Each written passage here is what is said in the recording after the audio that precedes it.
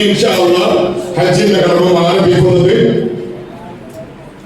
ദുൽഹജ്ജ് 8-നാണ്. ഹജ്ജിലേക്ക് നമ്മൾ പ്രവേശിക്കുകയാണ്. ഹജ്ജിന്റെ കർമ്മങ്ങൾ ആരംഭിക്കുന്നത് ദുൽഹജ്ജ് 8-നാണ്. ദുൽഹജ്ജ് 8-ന് മക്കയിൽ എവിടെയാണോ ഉള്ളത് അവിടെ നിന്നാണ് അയാൾ ഇഹ്റാമിൽ പ്രവേശിക്കേണ്ടത്. അയാൾ നേരത്തെ ഉംറ ചെയ്ത മീഖാത്തിൽ നിന്ന് ഉംറ ചെയ്തിട്ടുള്ള ആളാണെങ്കിൽ, അതായത് ഇഫ്രാദ് നേരത്തെ സംസാരത്തിൽ വന്നത് നിങ്ങൾ ഓർക്കുന്നുണ്ടാകും. ദുബൈയിൽ നിന്നോ അല്ലെങ്കിൽ ഖത്തറിൽ നിന്നോ വരുന്ന ഒരാള് നേരെ മക്കയിൽ എത്തുന്നു. അയാൾക്ക് മക്കയിൽ നിന്ന് ഇഹ്റാം ചെയ്യാൻ അനുവാദമില്ല. അയാൾ അവിടെ നിന്ന് തന്നെ വേണം, മീഖാത്തിൽ നിന്ന് തന്നെ വേണം.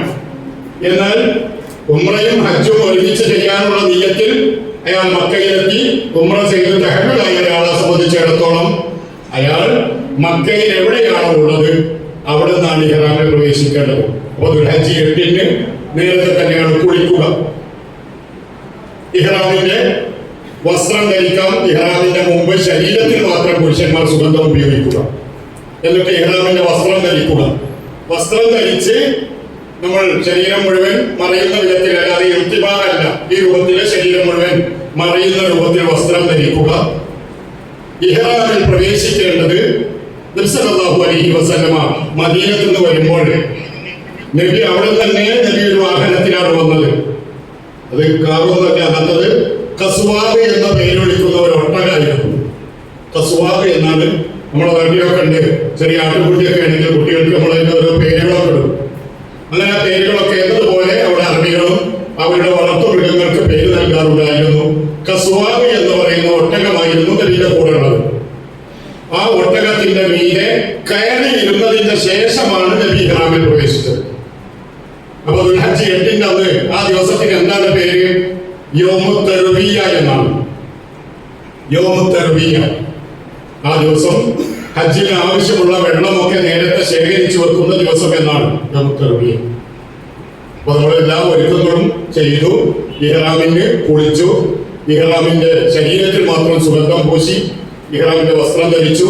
നമ്മൾ അന്ന് മിനായിലേക്ക് പോകുക എന്നുള്ളതാണ് സുന്നത്ത്. അപ്പൊ മിനായിലേക്കുള്ള മക്കയിൽ നിന്ന് ഏറെക്കുറെ ഒരു 6 അല്ലെങ്കിൽ 5 കിലോമീറ്റർ സഞ്ചരിച്ചാൽ മിനയുടെ അതിർത്തിയിലെത്തും. മിന എന്ന് പറഞ്ഞാൽ 10-25ഓളം കിലോമീറ്ററുകൾ ടെന്റുകൾ നിറഞ്ഞു നിൽക്കുന്ന ഒരു പ്രദേശം, ടെന്റുകളുടെ നഗരി എന്നൊക്കെ പറയപ്പെടുന്ന ആ ഒരു പ്രദേശം. ദുൽഹജ്ജ് 8-ന് നബി സല്ലല്ലാഹു അലൈഹി വസല്ലമ മിനായിലേക്ക് പോയി തൽബിയത്ത് ചൊല്ലിക്കൊണ്ട്. അപ്പോൾ നമ്മൾ വാഹനത്തിൽ കയറിയതിന് ശേഷം നമുക്ക് ഇൻഷാ അല്ലാഹ് ദുൽഹജ്ജ് 8-ന് മിനയിലേക്ക് പോകാൻ നമ്മുടെ മുത്തവഫിന്റെ വകയായിക്കൊണ്ട് ബസ് വരും.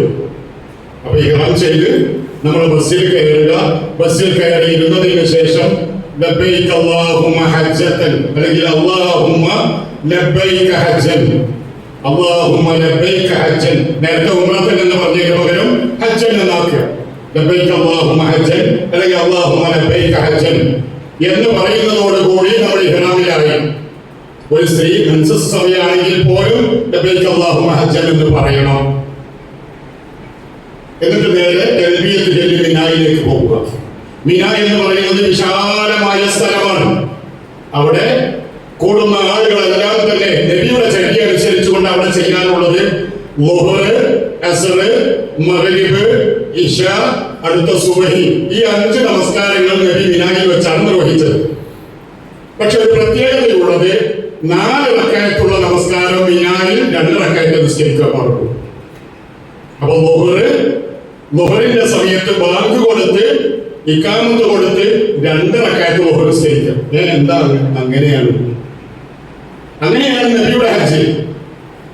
അപ്പൊ നമ്മൾ 25 ലക്ഷം അല്ലെങ്കിൽ 30 ലക്ഷം ആളുകൾ ഒരു ഇമാമിന്റെ കീഴിൽ നമ്മൾ ഈദ്ഗാഹിൽ പങ്കെടുക്കുന്നത് പോലെ അങ്ങനെ അവിടെ നടക്കൂല. നമുക്ക് ടെന്റുകൾ ഉണ്ടാവും. ഗവൺമെന്റിൽ പോകുന്ന ആളുകളാണെങ്കിൽ 20 ആളുകൾക്ക് ഒന്നിച്ച് ജീവിക്കാനുള്ള ഒരു പോർഷൻ ഉണ്ടാകും. അതിൽ ഒരാള് നമുക്ക് കൂടുതൽ ഒരു തഖ്വയും ഈമാനും കാര്യങ്ങളൊക്കെ അറിയും എന്ന് തോന്നുന്ന ഒരാളോട് പറയാം, നിങ്ങളാണ് ഇവിടുന്ന് ഇനി മുതൽ ഞങ്ങളുടെ അമീർ കേട്ടോ എന്നൊരാളെ നമ്മൾ നിശ്ചയിക്കുക. അവിടെ ബാങ്ക് കൊടുക്കുക, ഇഖാമത്ത് കൊടുക്കുക. ആ അമീർ ഇമാമായിക്കൊണ്ട് 2 റക്അത്ത് ളുഹ്ർ നിസ്കരിക്കുക. വേറെ സുന്നത്തൊന്നും അവിടെ ഇല്ല. സ്ത്രീകൾ അവിടെ ബാക്കില് അവരുടെ പിന്നില് നിന്ന് നമസ്കരിക്കാം. പക്ഷേ 20 ആളുണ്ടെങ്കിൽ ആ 20 ആളും നമ്മൾ കുടുംബക്കാരായിക്കൊള്ളണമെന്നില്ല. 2 ആള് മംഗലാപുരത്തുള്ളവരാകും, 3 ആള് തിരുവനന്തപുരത്തുള്ളവരാകും, അപ്പുറത്ത് ഒരു ഭാര്യ ഭർത്താവും അവര് മദ്രാസിൽ നിന്നുള്ളവരാകാം. അപ്പൊ അതുകൊണ്ട് തന്നെ സഹോദരിമാർ ആ ടെന്റിൽ കഴിഞ്ഞുകൂടുന്ന സമയത്തും അവരുടെ വസ്ത്രം ഹിജാബ് ശ്രദ്ധിച്ചുകൊണ്ടിരിക്കണം. കുറച്ച് ഇരിക്കുമ്പോൾ അങ്ങനെ ചൂടൊക്കെ എടുക്കുമ്പോൾ മക്കനാണ്ട് ഒഴിവാക്കിയിട്ട് മുടിയൊക്കെ ഒന്ന് ശരിയാക്കുക, അതൊക്കെ ശ്രദ്ധിക്കണം. അന്യരുടെ മുന്നിലാണ് നമ്മുടെ ഹജ്ജ്, നമ്മൾ ശ്രദ്ധിച്ചുകൊണ്ടായിരിക്കണം എന്നതാണ് സൂചിപ്പിക്കാറുള്ളത്. അപ്പോൾ ഓരോ തൊഴിലിന്റെ സമയത്ത് ബാങ്ക് കൊടുക്കുക, ഇക്കാമത്ത് കൊടുക്കുക, 2 റക്അത്ത് ഓരോ സ്ഥലത്ത്. പിന്നെ തസ്ബീഹും തക്ബീറും തഹ്ലീലും തൽബിയത്തും ഖുർആൻ ഓതുകയും ഒക്കെ ചെയ്യാം.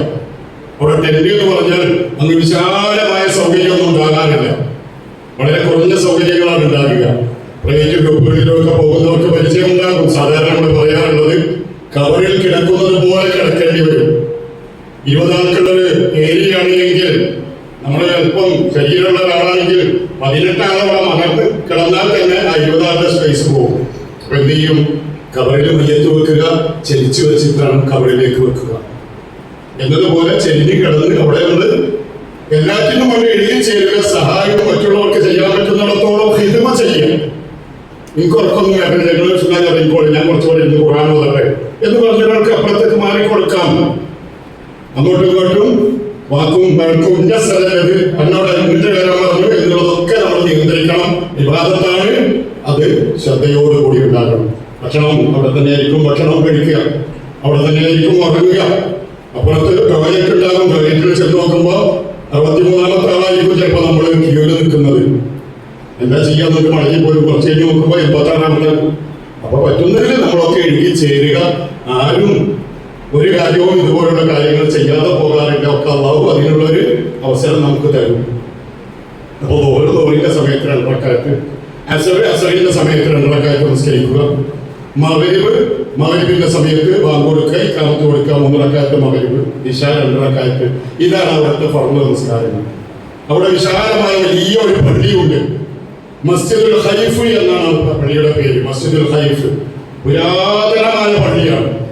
പല സമയത്തും അതിന്റെ എക്സ്റ്റൻഷനും പുതുക്കി പള്ളികളും ഒക്കെ ഉണ്ടായിട്ടുണ്ട്. നബി സല്ലല്ലാഹു അലൈഹി വസല്ലമയുടെ ഹദീസിൽ കാണാം, സല്ലല്ലാഹു ഫീഹി 70 നബിയ്യൻ മിനൽ അംബിയാ, 70ഓളം പ്രവാചകന്മാർ നമസ്കരിച്ച പള്ളിയാണ്. 70ഓളം പ്രവാചകന്മാർ നമസ്കരിച്ച പള്ളി, അത്രയും പുരാതനമായ പള്ളി. ആ പള്ളിയുടെ അടുത്താണ് നമ്മുടെ ടെന്റെങ്കിൽ നമുക്ക് ആ പള്ളിയിലെ ജമാഅത്തിൽ കൂടാം. പള്ളിയിലെ ജമാഅത്ത് എത്രയായിരിക്കും? 2 റക്അത്ത് ഉണ്ടാവുള്ളൂ, അസർ 2 റക്അത്ത് ഉണ്ടാവുള്ളൂ. അപ്പൊ അതാണ് മിനായിലുള്ള ഇബാദത്ത്. നബി സല്ലല്ലാഹു അലൈഹി വസല്ലം മക്കം ഫതഹിന്റെ സമയത്ത് മദീനയിൽ നിന്ന് മക്കയിലേക്ക് വന്നപ്പോൾ സഹാബികളെയും കൊണ്ട് നമസ്കരിക്കുമ്പോൾ നബി പറഞ്ഞു, ഞങ്ങള് മദീനത്തു നിന്ന് വന്നവരാണ്, 450 കിലോമീറ്റർ ദൂരത്ത് വന്നവരാണല്ലോ, ഞങ്ങൾ 2 നിസ്കരിക്കുള്ളൂ, മക്കക്കാരായ നിങ്ങൾ പൂർത്തിയാക്കി നിസ്കരിക്കണം എന്ന് മക്കം ഫതഹിന്റെ സമയത്ത് പറഞ്ഞു. ഹാജിമാരോട് അങ്ങനെ പറഞ്ഞില്ല. അതുകൊണ്ട് തന്നെ ഹജ്ജിൽ എല്ലാവരും മിനായിൽ വെച്ച് ചെയ്യേണ്ടത്, മക്കക്കാരാണെങ്കിലും മിനായിലെ താമസക്കാരാണെങ്കിലും മക്കയിൽ വെച്ചുള്ള നമസ്കാരം ളുഹർ 2 റക്അത്ത്, അസ്ർ 2 റക്അത്ത്. ഇടയ്ക്കുള്ള സുന്നത്തുകളൊന്നും അവിടെ ഇല്ല. പിന്നെ നമ്മൾ കിടന്നുറങ്ങുന്നു. അടുത്ത പ്രഭാതമായാൽ സുബഹിയും അവിടെ നമസ്കരിക്കുന്നു. ആ ദിവസം ഏതാണ്? ദുൽഹജ്ജ് 9. ദുൽഹജ്ജ് 9 എന്ന് പറഞ്ഞാൽ യൗമു അറഫ. യൗമു അറഫ, അതാണ് ദുൽഹജ്ജ് 9. ഹജ്ജിന്റെ ദിവസങ്ങളിൽ ഏറ്റവും ശ്രേഷ്ഠമായ ദിവസമാണ് ദുൽഹജ്ജ് 9 എന്നുള്ളത്. ആ ദിവസത്തിന്റെ മഹത്വം നമ്മൾ മനസ്സിലാക്കിക്കൊണ്ടായിരിക്കണം ആ ദിവസത്തിലേക്ക് നമ്മൾ പോകേണ്ടത്. കാരണം ഖൈറു യൗമിൻ ത്വലഅത് ഫീഹി ശംസ്, സൂര്യൻ ഉദിക്കുന്ന ദിവസങ്ങളിൽ ഏറ്റവും മഹനീയമായ ദിവസം എന്നൊക്കെ ഹദീസ് ഗ്രന്ഥങ്ങളിലും തഫ്സീറുകളിലും ഒക്കെ വിശേഷിപ്പിക്കപ്പെട്ട ദിവസമാണ്. അത്രയും മഹനീയമായ ദിവസം. അൽ ഹജ്ജു അറഫ, ഹജ്ജ് എന്ന് പറഞ്ഞാൽ അറഫയാണ്. അതുകൊണ്ട് തന്നെ യൗമു അറഫ, ആ ഒരു ദിവസം വല്ലാത്തൊരു ദിവസമാണ്. ഒരു ഹാജിയെ സംബന്ധിച്ചിടത്തോളം അയാളുടെ മനസ്സിൽ വർഷങ്ങളോളമായി കാത്തു സൂക്ഷിച്ചിട്ടുള്ള ആ ഒരു വിഷയത്തിന്റെ സാഫല്യം അത് പൂർത്തീകരിക്കപ്പെടാൻ പോവുകയാണ്. റബ്ബേ നീ സഹായിക്കണേ എന്ന ഒരു മനസ്സായിരിക്കണം അത് കഴിയുന്നത് വരെയും അതിന്റെ ശേഷവും ഉണ്ടാകേണ്ടത്. നബി സല്ലല്ലാഹു അലൈഹി വസല്ലമയുടെ ഹജ്ജ് പറയുമ്പോൾ ദുൽഹജ്ജ് 9 രാവിലെ നബി സല്ലല്ലാഹു അലൈഹി വസല്ലം സുബഹിയൊക്കെ കഴിഞ്ഞ് ദുഹാ സമയമായപ്പോൾ അവര് മിനയിൽ നിന്ന് അറഫയിലേക്ക് നീങ്ങി. ഏകദേശം 18-20 കിലോമീറ്റർ ദൂരമുണ്ട് മിനായിൽ നിന്ന് അറഫയിലേക്ക്. വ്യത്യസ്ത വഴികൾ ഉണ്ട്. ഇന്ന് വാഹന സൗകര്യമുണ്ട്. എല്ലാവരും തന്നെ ഒരാൾ പോലും വഴിയാത്ത വിധത്തിൽ അറഫയിൽ ഉണ്ടാകണം. ഒരുപക്ഷെ ദുൽഹജ്ജ് 8 ഒരാൾക്ക് മിനയിൽ എത്താൻ കഴിഞ്ഞിട്ടില്ലെങ്കിൽ, ദുൽഹജ്ജ് 8 മിനയിൽ താമസിക്കാൻ കഴിഞ്ഞിട്ടില്ലെങ്കിൽ അയാളുടെ ഹജ്ജിന് കുഴപ്പമൊന്നും വരില്ല. ദുൽഹജ്ജ് 8 മിനയിൽ താമസിക്കുക എന്നുള്ളത് ഹജ്ജിന്റെ വാജിബല്ല, ഹജ്ജിന്റെ റുക്നുമല്ല. അതൊരു സുന്നത്തായ കാര്യം. പക്ഷെ നബിയുടെ ഹജ്ജ് പഠിപ്പിക്കുമ്പോൾ ദുൽഹജ്ജ് 8 മിനായിൽ താമസിച്ചു. അത് നമ്മൾ ചെയ്യാൻ പരമാവധി ശ്രദ്ധിക്കണം. അപ്പൊ ദുൽഹജ്ജ് 9 നബി അറഫയിലേക്ക് നീങ്ങി. അറഫയുടെ അതിർത്തി പ്രദേശമാണ് നെമിറ. അറഫ അപ്പുറത്ത് ഇപ്പുറത്ത് നെമിറ. ആ നെമിറയിലാണ് നബി സല്ലല്ലാഹു അലൈഹി വസല്ലം ഉച്ചവരെ കഴിഞ്ഞുകൂടിയത്. അറഫയുടെ മഹത്വവും അറഫയുടെ ദിവസത്തിന്റെ പ്രത്യേകതയും ദുഹറിന് ശേഷമാണ് ആരംഭിക്കുന്നത്. നബി ഉച്ചവരെ ആ നെമിറയിൽ ഇരുന്നു. സഹാബികൾ നബിക്ക് വേണ്ടി ഒരു ചെറിയ ഒരു ടെന്റ്, ഒരു തുണിപ്പന്തല് പോലുള്ളത് അവിടെ വെച്ച് കൊടുത്തു. നബി അതുവരെ വിശ്രമിച്ചു. ഇന്ന് ആ നെമിറയിലാണ് ഒരു വിശാലമായ വലിയ പള്ളിയുണ്ട്. ആ പള്ളി മസ്ജിദ് നെമിറ എന്ന പേരിൽ അറിയപ്പെടുന്ന നെമിറ മസ്ജിദ്. പക്ഷെ ആ പള്ളിയിൽ നമ്മൾ ശ്രദ്ധിക്കേണ്ടത്, ഞാൻ പറഞ്ഞു അതിർത്തിയിലാണ് ആ പള്ളി. അതുകൊണ്ട് പകുതി അറഫയുടെ ഉള്ളിലാണ്, കുറെ ഭാഗം അറഫയുടെ പുറത്താണുള്ളത്. പള്ളിയിലെ ഒന്നാമത്തെ സൊഫ് മിഹ്റാബും മിമ്പറും 1-2 സൊഫുകളൊക്കെ അറഫന്റെ പുറത്താണ്. അപ്പൊ അറഫയിൽ നിൽക്കുക എന്നുള്ളത് അറഫയിൽ തന്നെയാകണം. അതുകൊണ്ടാണ് അറഫയുടെ ഓരോ അതിർത്തി പ്രദേശങ്ങളിലും ബിദായത്തു അറഫ, അറഫ സ്റ്റാർട്ട് ഹിയർ എന്ന് പറഞ്ഞ് ഇംഗ്ലീഷിലും അറബിയിലും ഒക്കെയുള്ള വലിയ ബോർഡുകൾ, സൈൻ ബോർഡുകളുണ്ട്. അറഫയുടെ ഉള്ളിൽ തന്നെ ആകണം എന്നുള്ളത് ഉറപ്പാക്കാൻ വേണ്ടി. അവിടെ ധാരാളം ഇന്ന് സൗകര്യത്തിന് വേണ്ടി ചെറിയ ചെടികളും അതുപോലെ തന്നെ ഫൗണ്ടൻ, ജനങ്ങൾക്ക് ശീതീകരിക്കാനുള്ള സൗകര്യങ്ങളൊക്കെ ഏർപ്പാടുകൾ ചെയ്തുകൊണ്ടിരിക്കുന്നുണ്ട്. നമ്മുടെ അറഫയുടെ ഉള്ളിലായിരിക്കണം. നബി സല്ലല്ലാഹു അലൈഹി വസല്ലമ ളുഹറിന്റെ സമയമായപ്പോൾ അവിടെ നബി നടത്തിയ ഖുതുബ, നബിയുടെ ഇടവാങ്ങൽ പ്രസംഗം, ഖുതുബത്തുൽ വദാ എന്ന പേരിൽ അറിയപ്പെടുന്ന പ്രസംഗം, ആ പ്രസംഗം നബി നിർവഹിച്ചു. അതിനുശേഷം ളുഹറും അസറും ജമ്മും കസറുമായി നമസ്കരിച്ചു. മിനായിലെ നമസ്കാരം എങ്ങനെ പറഞ്ഞത്? ഓരോന്നും അതാതിന്റെ സമയത്ത്. എന്നാൽ അറഫയിൽ വെച്ച് ചെയ്യേണ്ടത് ളുഹറിന്റെ സമയമായാൽ ബാങ്ക് കൊടുക്കുക, ഇഖാമത്ത് കൊടുക്കുക, 2 റക്അത്ത് ളുഹർ നിസ്കരിക്കുക. സലാം വീട്ടിയ ഉടനെ അപ്പൊ തന്നെ 2 റക്അത്ത് ഇഖാമത്ത് കൊടുക്കുക, 2 റക്അത്ത് അസ്ർ നിസ്കരിക്കുക. അവിടെയും ഒരൊറ്റ ജമാഅത്ത് നടക്കൂല. നമ്മുടെ ഡൽഹിയിലുള്ള ആളുകൾ നമ്മുടെ ജമാഅത്ത് നിസ്കരിക്കാം. നമുക്ക് ആ ഖുതുബ കേൾക്കാൻ കഴിഞ്ഞാൽ നമ്മുടെ മൊബൈലിലൂടെയൊക്കെ നമുക്ക് കേൾക്കാനുള്ള സൗകര്യങ്ങൾ ഉപയോഗപ്പെടുത്താം. പ്രൈവറ്റ് ഗ്രൂപ്പുകളിലൂടെ പോകുന്ന ആളുകൾക്ക് ആ ഖുതുബ അവിടെ കേൾപ്പിക്കാറുണ്ട്. അതിന്റെ ചെറിയ ഒരു ഹ്രസ്വമായ ട്രാൻസ്ലേഷനും നടത്താറുണ്ട്. കേൾക്കാൻ കഴിഞ്ഞില്ല എന്നുണ്ടെങ്കിൽ ഹജ്ജിന് കുഴപ്പമൊന്നും വരില്ല. ളുഹറിന്റെ സമയമാകുമ്പോൾ നേരത്തെ തന്നെ ഭക്ഷണങ്ങൾ കഴിക്കുക, എന്നിട്ട് 2 റക്അത്ത് ളുഹർ നിസ്കരിക്കുക, അപ്പൊ തന്നെ 2 റക്അത്ത് അസ്ർ നിസ്കരിക്കുക. പിന്നെയാണ് അറഫയുടെ മഹത്വം ഉൾക്കൊള്ളുന്ന സമയം. പിന്നെയുള്ള സമയം കൈകൾ ഉയർത്തി പ്രാർത്ഥിക്കുക. വഖൂഫ് അറഫ എന്നാണ് അതിന് പറയാറുള്ളത്. വഖൂഫ് അറഫ എന്ന് പറഞ്ഞാൽ അറഫയിൽ നിൽക്കുക എന്നാണ്. അവിടെ നിൽക്കുക എന്ന് പറഞ്ഞാൽ അറഫയിൽ കഴിഞ്ഞുകൂടുക എന്നുള്ള അർത്ഥമാണ് ഒരാൾക്ക്. എന്നാൽ ആ പദം അങ്ങനെ തന്നെ മനസ്സിലാക്കിക്കൊണ്ട് കുറെ നേരം നിന്ന് പ്രാർത്ഥിക്കാം, കൈകൾ ഉയർത്തിക്കൊണ്ട് പ്രാർത്ഥിക്കുക. ഒരു സംഭവം നമുക്ക് ഹദീസുകളിൽ കാണാൻ സാധിക്കും. മഹാനായ ഉസാമ റളിയല്ലാഹു അൻഹു അദ്ദേഹം പറയാണ്, നബി സല്ലല്ലാഹു അലൈഹി വസല്ലമയുടെ ഹജ്ജിന്റെ സമയത്ത് അറഫയിൽ ഞാനായിരുന്നു നബിയുടെ അടുത്തുണ്ടായത്. നബി മദീനത്തിൽ നിന്ന് വരുന്ന വാഹനമല്ലോ കസ്വ ഒട്ടകം, ആ ഒട്ടകം നബിയുടെ അടുത്തുണ്ട്. നബി ആ ഒട്ടകത്തിന്റെ കയറും കയ്യിൽ പിടിച്ചുകൊണ്ടാണ് കൈകൾ ഉയർത്തി പ്രാർത്ഥിക്കുന്നത്. ഒട്ടകത്തിന്റെ കയർ കയ്യിലുണ്ട്.